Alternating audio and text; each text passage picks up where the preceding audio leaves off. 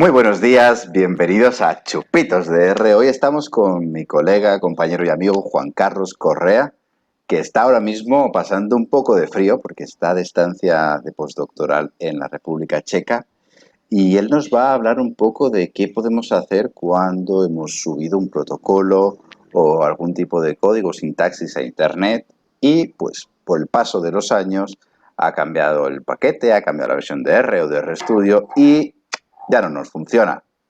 ¿Comenzamos? Comencemos.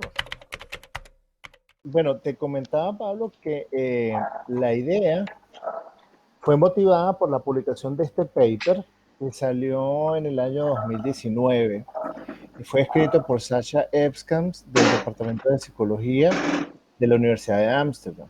Y como ves allí, el título es Reproducibilidad y Replicabilidad en un mundo metodológico que corre o en un mundo metodológico que va corriendo. Dos ideas de este paper están resaltadas ya en la primera página que me llamaron muchísimo la atención. Y son estas ideas que están resaltadas en amarillo acá. Lo pongo un poco más grande para que se vea bien. La reproducibilidad se refiere a si los resultados originales numéricos se pueden reproducir exactamente dado la misma data y el mismo código de análisis o proceso usado por el autor original. Mientras que el término replicabilidad se usa para referirse a si las conclusiones originalmente dadas por el autor pueden ser realizadas o se pueden llegar a las mismas conclusiones a las que llegó el autor cuando se reanalizan los datos dados por el autor original o incluso cuando se analizan nuevos datos nuevos o frescos. Esto me lleva a mirar en retrospectiva lo que ha ocurrido con un paper que también publicamos hace un par de años en la revista latinoamericana de psicología, en el año 2018. En este paper lo que hicimos fue una aproximación por minería de texto a la dificultad textual de los acuerdos de paz en Latinoamérica.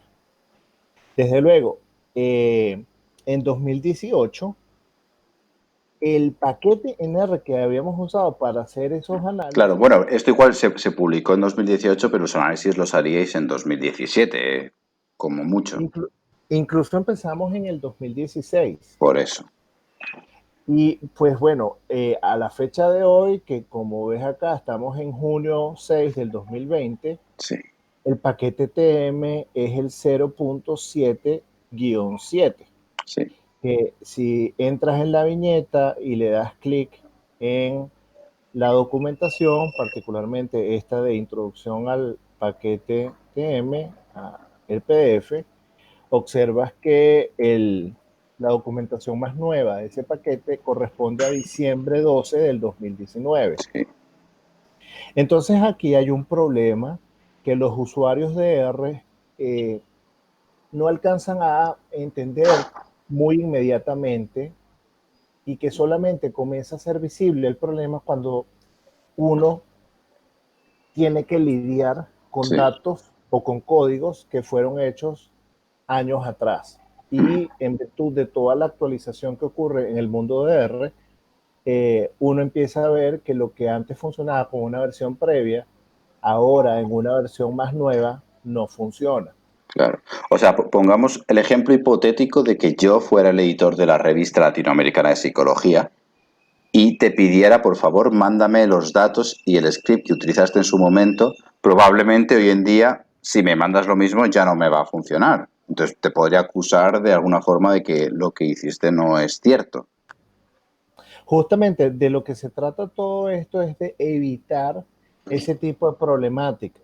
Con la idea de ciencia abierta lo que se quiere es que efectivamente cualquier afirmación establecida por un autor en un paper de una revista científica como esta no sea creíble solamente por la reputación del autor, que es como la forma tradicional en que venimos haciendo investigación. Todo eso nos lleva a algo, y es a lo siguiente, que uno luego debe entender el rol de plataformas como protocols.io, esta que ves que esta es la plataforma líder para la gestión de los datos y para el compartir protocolos que permiten almacenar, organizar, modificar y publicar todo el trabajo en un único sitio. Hasta este momento, eh, Protocols.io ha funcionado para disciplinas como biología, química, flujos de trabajos computacionales, diseño de software y cosas por el estilo. Realmente son muy extrañas las entradas en Protocols.io específicas de ciencias sociales. En psicología, el trabajo que hicimos quizás es una excepción, eh, pero bueno, en concreto aquí tenemos la tercera versión, ¿sí? Del mismo protocolo que se mencionaba en el paper al que hacía referencia. Aquí tenemos, de hecho, el protocolo establecido como una serie de pasos que el lector debe seguir. Aquí a mano derecha observarás que tenemos como un círculo Circulito, sí. que menciona el paso a paso. Si tú tildas, eh, cada paso se va marcando aquí en colores el cumplimiento de esos pasos. Y fíjate que acá está simplemente documentado en inglés para maximizar la visibilidad de este trabajo, Sí. en qué consiste cada paso, ¿sí? Mm. Eh, Incluso tú puedes establecer hipervínculos que llevan a una carpeta de Google Drive, en este caso de mi cuenta de Gmail, Sí. donde está almacenado toda esa información que se utilizó como inputs o datos de entrada para hacer el análisis. Entonces, ir marcando este protocolo te lleva a entender el paso a paso específico que hizo el investigador, ¿sí? Entonces, en algún punto llega y aquí aparece lo que te estaba comentando, Sí, el el, script. script el script en R que le permite al lector seguir un procedimiento fácil de aplicar eh, al tener todo esto. En la tercera versión de Protocols.io, al finalizar este script, tenemos un botoncito pequeñito que es este que está aquí, Ujú. que dice copiar al portapapeles. Sí. O también hay otro al lado que dice descargar. La idea de estas cosas es para que la persona pueda, voy a copiarlo, ¿sí? Sí. Y me vengo a mi sesión de R. Acá voy a cerrar esto. Obsérvese que tengo todo mi R Vacío. limpio. Entonces voy a crear un nuevo script. Fíjate que el script, bueno, como es costumbre, uno documenta con el símbolo carácter Sí. para que otros puedan leer exactamente. Carácter, tú eres de la vieja escuela, eso es el símbolo hashtag. Ok, hashtag. Eh, Los jóvenes que nos escuchan dirán estos viejunos. sí. Entonces fíjate que acá solicitamos o advertimos que lo que va a seguir a continuación requiere el paquete TM. TM es simplemente el acrónimo de Text Mining. Como ya yo lo tengo instalado, pues simplemente brinco de una vez la línea 11, corro eso y la primera forma de lidiar con un script antiguo es simplemente corriendo el paso a paso. Aquí hay un asunto y es que en la sintaxis de la línea número 20 se especifica la dirección del disco duro donde se guardaron los datos. Resulta que esta dirección no existe en mi disco duro. ¿Qué es lo que hay que hacer para lidiar con códigos anteriores?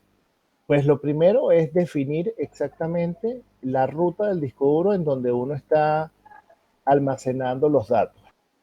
Y al correrlo, pues, y correr esta sintaxis de la línea número 21, observo que tengo los documentos Sí. específicos del Acuerdo de Paz de Colombia. Entonces aquí viene lo que en teoría debería funcionar sin ningún problema. Bueno, debo correr, activar TM, listo. Y ahora voy a continuar con la sintaxis de la línea 24 en adelante. Listo, ahí va, ahí va, ahí va, ahí va, ahí va. Fíjate, Pablo, que hasta este punto en la consola no hemos observado ningún error, O sea, todo va bien. de manera que todo va bien. Mira lo que ocurre cuando corro la línea número 39. Ahí sí hay un warning. Aquí hay un mensaje de advertencia que dice que algunos documentos se eliminaron. Y en la línea número 41, al correrlo, obtengo un error. Sí. O sea que a partir de ahora para abajo todo va a ser error y ya no vamos a conseguir reproducir los resultados. Exactamente. Y de hecho, para comprobarlo, simplemente corro la línea número 43, error. Ya, La 45, error. error. Y así siguiendo. Y esto es lo que nos desespera en R. Se supone que yo confío en ti porque tú lo has puesto abiertamente y empiezo a ejecutar y llega un momento en que todo está mal. Así es, así es. Entonces lo primero Entonces, que hay que hacer es identificar la línea con el error. claramente. Entonces, habíamos visto que de todas las líneas, el problema comenzaba a ocurrir en la línea número 39. ¿Qué Correcto. hacer entonces? Como en la línea número 39 observé que me daba un mensaje de advertencia y a partir de la 39, es decir, en la línea 41, que es el próximo sintaxis, me da error, muy probablemente, si antes de la línea 39 todo venía funcionando bien, pero después de ella ahora todo está mal, esta función específica llamada tmmap con el segundo argumento plain text document Sí, ya no hace falta. sí, Como mencionábamos hace un ratico, el paper del acuerdo de paz fue publicado en el 2018 y ahorita estamos a 6 de junio del 2020. Han sí. pasado casi 2 años. Probablemente 3 o 4 desde que se corrió el código. Exactamente, como empezamos a hacer el código en el 2016, entonces ya pasaron con toda seguridad más de 3 años. Sí, Entonces, una de las cosas que los usuarios de R deben tener muy presente es esta problemática de las versiones. El paper de Sasha Epstein que mostraba anteriormente da algunas recomendaciones, pero desde luego la práctica es la que te lleva a ir entendiendo un poco qué pudiera estar sucediendo. Yo voy a borrar acá todo lo que he hecho y como entiendo que el código en la línea número 39 fue el que me dio el mensaje de advertencia que aparece documentado aquí, lo que voy a hacer es volver a la línea número 21.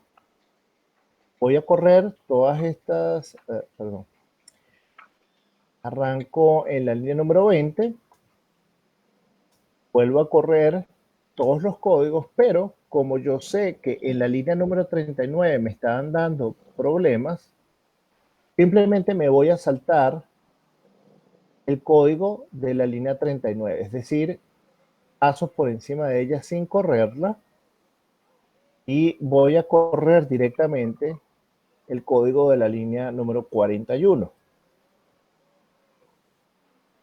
Observa que ahora no ha pasado nada. ujú, Hizo el cálculo sin ningún problema. Al seguir, pues luego tengo ya el camino despejado para hacer las cosas que continúan en el script. Tenemos que estar pendientes de que los errores en la ejecución de los códigos que vemos del script pueden deberse no a un problema del autor o del investigador que publicó el paper, sino a un problema de que se actualizaron los paquetes y a sí. uno como lector le corresponde entender exactamente qué debe hacerse para eh, conseguir la misma solución computacional que se publicó en el paper de la revista. Vale, pero no hay una opción de cargar los paquetes en versiones antiguas. Sí entiendo que hay una opción, nunca la he utilizado. eh, de hecho, ahora mismo no recuerdo cómo se llama. No, yo tampoco. Podríamos hacer un chupito específico de eso. pero en mi experiencia también he visto que a veces ocurren conflictos por los problemas de las dependencias de los paquetes. Mm, Por ejemplo, sabemos que hay paquetes que para funcionar requieren de tener instalados ciertos otros paquetes. Si uno recurre a la versión previa del paquete, puede ocurrir que una de las dependencias entre en conflicto con la versión anterior del paquete y no logres obtener los resultados. En efecto, eso fue lo que me pasó hace un par de días, cuando creo que te había comentado en por otra vía, que no lograba sacar mis propios resultados de Bibliometrics sí. porque habían actualizado R a 4.0 y porque habían actualizado Bibliometrics a 3. Algo. Mm, De hecho, Pablo, una de las prácticas muy recomendables en R es documentar inicialmente la información de tu paquete con este código que te estoy mostrando acá que se llama Session Info.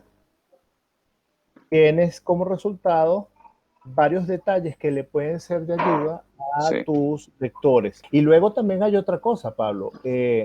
Fíjate que, por ejemplo, acá me dice que estoy ejecutando mis análisis en una plataforma Linux Sí.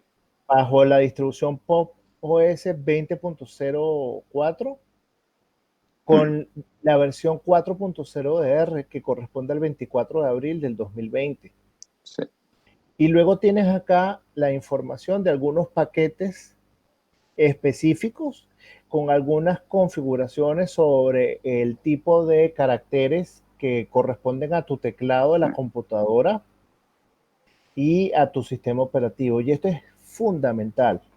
De hecho, aquí en Praga, trabajando con un colega, dimos con